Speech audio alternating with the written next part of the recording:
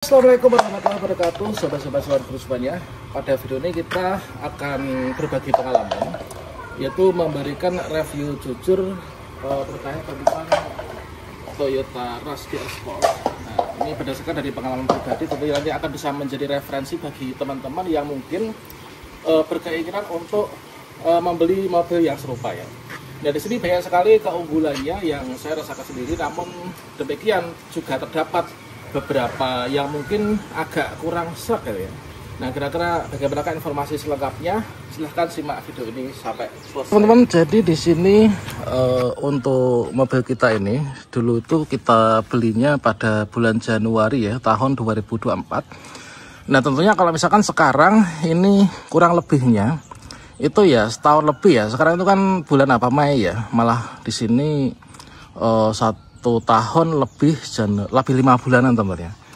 Nah, tentunya di sini nanti kita akan berbagi pengalaman, yaitu bagaimanakah kesan-kesannya dari review kita setelah kurang lebih 1 tahun menggunakan Toyota GR Sport ya. Namun sebelumnya mohon maaf teman-teman, dikarenakan di sini kita belum sempat untuk mencuci ya. Untuk mencuci belum sempat, nanti setelah kegiatan hari ini kita akan cuci. Namun setidaknya di sini nanti nggak akan mengurangi dari muatan untuk konten kita pagi ini ya. Oke teman-teman, di sini kita akan mulai, yaitu seperti apa sih ulasan jujur berdasarkan dari saya sebagai user ya terhadap Toyota Rush GR Sport setelah 1 tahun pemakaian. Ini berdasarkan dari feedback saya ya. Tentunya nanti antara satu user dengan yang lain itu bisa saja memiliki pengalaman yang berbeda ya. Dan di sini kita mulai dari yang pertama ya, yaitu dari desain teman-teman. Dan di sini kita berbicara tentang desain eksterior dan juga interior ya. Kalau misalkan desain dari eksterior itu kurang lebihnya adalah seperti ini teman-teman ya. Oke, inilah untuk desain eksterior. Di sini kalau misalkan GR Sport itu di sini ada ini ya. Nah, ini ada ini, kemudian juga ada tulisan GR. Kemudian kalau misalkan teman-teman lihat di belakang, ini juga ada tulisan GR. Itu salah satu hal yang membedakan antara tipe GR Sport dengan tipe G. Jadi untuk yang pertama yaitu dari desain eksterior dulu ya. Desain eksterior di sini kelebihan yang saya rasakan ini adalah tampilan lebih gagah tentunya. Tampilan lebih gagah dan juga sporty. Berkat apa? Berkat ada body kit GR-nya. Itu kan ada tulisan GR, di belakang tadi juga ada. Itu adalah splitter depan, skort samping, diffusion belakang, itu adalah ada tulisan GR-nya ya. Kemudian berikutnya di situ ada velg hitamnya adalah 17 inch serta emblem dan juga strap GR ya. Nah, jadi di sini untuk apa itu ya? Untuk velg itu adalah berbeda antara GR Sport dengan G biasa. Jadi kalau misalkan di sini yang GR Sport adalah 17 inci ya. Nah itu. Kemudian berbicara terkait tentang interior nih. Jadi terkait tentang interior, jadi interior itu mendapatkan sentuhan sporty ya. Seperti joknya tuh jok semi seat dengan jahitan merah ya. Kalau misalkan di sini saya buat merah, ini adalah covernya ya. Namun kalau misalkan dari aslinya itu adalah sangat bagus juga sebenarnya. Namun di sini kita mengutamakan keawetan dan juga untuk melindungi jok aslinya, maka di sini saya belikan cover jok yang warna merah seperti ini. Ini saya sesuaikan dengan cover setirnya, itu juga kita buat merah. Kemudian di sini salah satu pembeda antara GR Sport dengan G biasa ya, Rush biasa.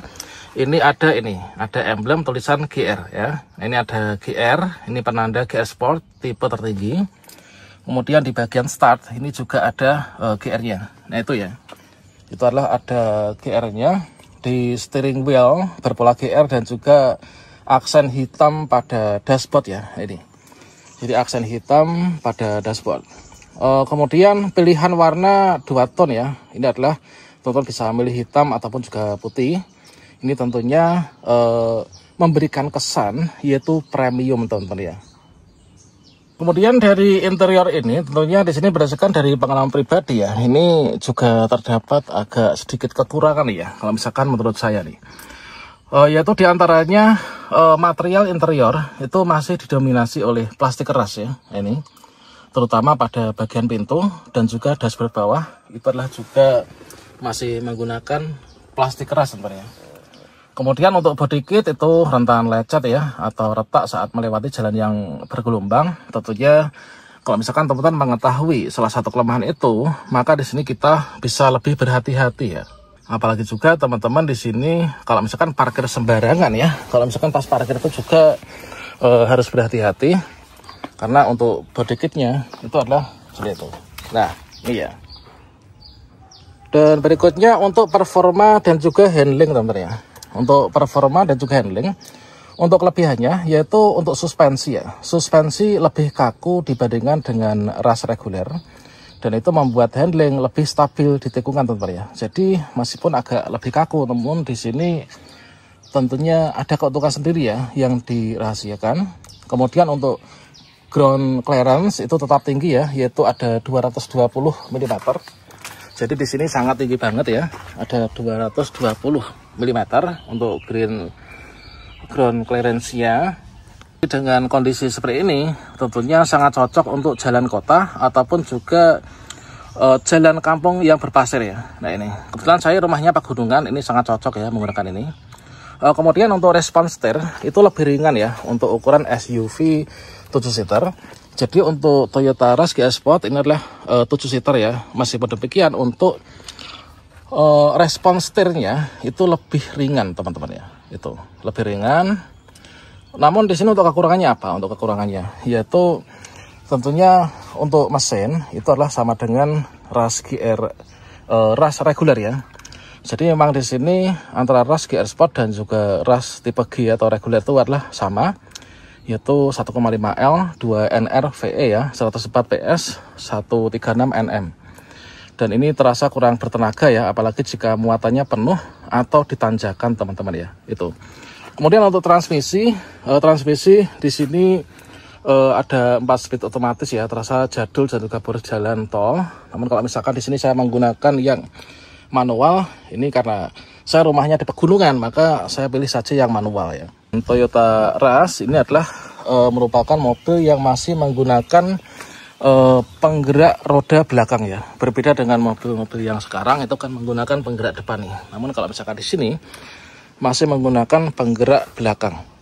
Dan berikutnya untuk kenyamanan dan juga fitur teman-teman ya. Nah, kenyamanan dan juga fitur.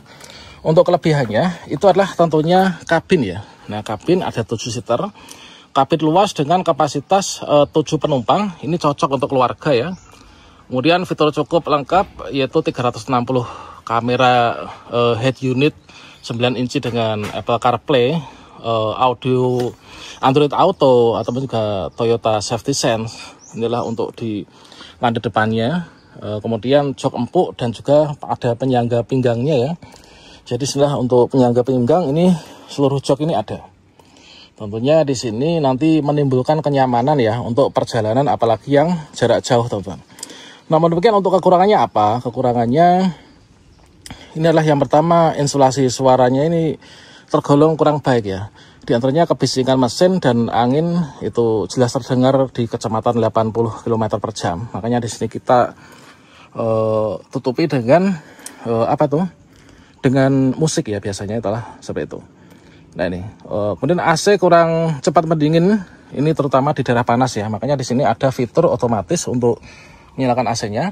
Kemudian untuk baris ketiga itu tempatnya agak sempit ya. Kalau misalkan ditempati oleh penumpang dewasa, baris ketiga itu tergolong agak sempit juga ya. Kemudian untuk konsumsi bahan bakar nih. Nah, untuk konsumsi bahan bakar itu kira-kira seperti apa? Jadi kalau misalkan di perkotaan ya, kalau misalkan di kota dengan kondisi yang macet ya, itu kurang lebihnya 8-10 km per liter ya. Sementara di jalan tol dengan kecepatan yang stabil itu bisa mencapai 12 sampai dengan 14 km per liter. Kemudian lebih boros itu adalah 10-15% dibandingkan dengan Rush reguler ya, karena bobotnya tambahan body kit dan juga velgnya lebih besar. Ini jadi antara GR Sport dengan tipe G itu adalah lebih boros sedikit karena memang di sini terdapat banyak fitur tambahan yang mengakibatkan bobotnya pun ini juga bertambah ya. Kemudian berikutnya untuk kendaraan ya. keandalan dan juga keluhan umum ini biasanya seperti apa, yaitu mesin dan juga transmisi Toyota itu terbukti awet ya, tidak ada masalah serius setelah 1 tahun pemakaian ini.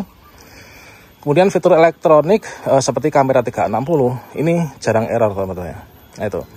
Namun untuk keluhan biasanya yang nanti sebagai antisipasi ya bagi teman-teman yang ingin meminangnya, yaitu diantaranya bodi kit bawah, terutama di splitter ya. Splitter depan itu sering terkena benturan di jalan ya, berjalan berlubang atau mungkin juga speed pump. Nah, speed pump. Kemudian bannya agak tipis ya, yaitu 215/60 ini R17. Ini rentan bocor atau penyok jika sering melewati jalan yang rusak ya. Kemudian suspensi sport terkadang terasa terlalu keras untuk penumpang baris yang ketiga atau belakang ya. Kemudian untuk biaya kepemilikan sendiri, servis rutin terjangkau, ini adalah sekitar 1,5 sampai dengan 2 juta per 10 km. Dan di sini saya biasakan untuk servisnya itu selalu di bengkel resminya ya. Kemudian untuk harga komponen bodi kit GR ini relatif lebih mahal ya. Jika rusak misalkan splitter depan bisa 3 sampai dengan 5 juta. Kemudian ban pengganti ukuran 17 inci tentunya lebih mahal ya dibanding dengan vari yang standar. Nah, berdasarkan dari tadi yang kita ulas ya, kita sampaikan dari pengalaman kami. Nah, kira-kira kalau misalkan ditarik kesimpulan itu seperti apa? Nah, tentunya ini cocok untuk Toyota Rush GR Sport ini, sangat cocok untuk keluarga yang mengutamakan desain sporty dan kapasitas 7 kursi ya. Kemudian pengguna yang sering di jalan kota atau jalan dengan medan yang ringan atau bukan off-road ekstrim, ini sangat cocok banget ya. Namun di sini sangat kurang cocok kalau misalkan yang mencari kalau misalkan teman-teman itu mencari performa yang cepat atau fitur mewah, karena mesin 1,5L ini kurang bertenaga ya. Interior masih sederhana. Penggunaan yang sering melalui jalan ekstrim, berbatu atau mengutamakan nyamanan suspensi ini adalah kurang. Kemudian apakah masih worth it kalau misalkan kita beli Toyota Rush GR Sport? Nah, jika suka gaya GR Sport dan butuh SUV 7-seater dengan harga terjangkau, pastinya iya ya. Namun jika performa atau fitur premium, pertimbangan SUV lain seperti Honda BR-V misalkan ya, atau Mitsubishi Xpander Cross. Nah, ini adalah dari pengalaman pribadi kami teman-teman ya. Mungkin sampai sini dulu. Demikian, semoga bermanfaat ya. Salam sukses untuk kita semuanya. Semoga bagi kalian yang menginginkan mobil seperti ini segera tercapai, atau mungkin menginginkan mobil-mobil lainnya. Demikian, wassalamualaikum warahmatullahi wabarakatuh.